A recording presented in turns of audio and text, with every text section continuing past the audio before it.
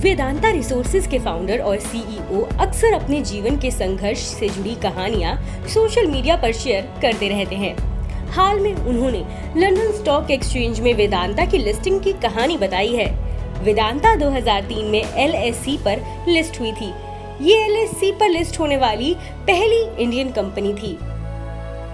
अग्रवाल ने ट्वीट कर लिखा, मेटल बिजनेस शुरू करने के बाद मैं चाहता था कि मेरी कंपनी में फेयर वैल्यू पर ट्रेड हो, लेकिन इंडिया में फैमिली बिजनेस का दबदबा था, इसलिए मेरी कंपनी के वैल्यूएशन कम थी। ग्लोबल कंपनियां LSE पर लिस्ट हो रही थी, मैं इनमें शामिल होना चाहता था। असल में मैं अपनी कंपनी को सबसे बड़ी बनाना चाहता था, इसलिए मैंने लंदन जाने का फैसला किया। उन्होंने बताया कि जब उन्होंने अपना प्लान पत्नी को बताया तो उन्हें लगा कि मैं सनकी हूँ। मैंने उन्हें कहा था कि हम लोग आज रात लंदन जा रहे हैं।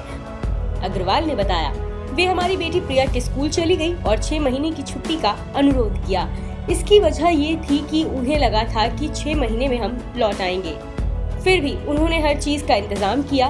वो हमेशा मेरा सबसे बड़ा सपोर्ट सिस्टम रही है। अग्रवाल परिवार जो चीजें अपने साथ लंदन ले जा रहा था, उनमें उनकी मां के बनाए गए पराठे और उनके पिता का शॉल शामिल था। इसे वे पिता के आशीर्वाद के रूप में अपने साथ ले जा रहे थे। 68 साल के अग्रवाल ने बताया कि जब परिवार हिथ्रो हवाई अड्डे पर पहुंचा तो ऐसा लगा जैसे हम दूसरी दुनिया में आ गए हैं। उन्होंने लिखा, तब बहुत ठंड थी। मैंने बाबूजी का शॉल ओढ़ लिया।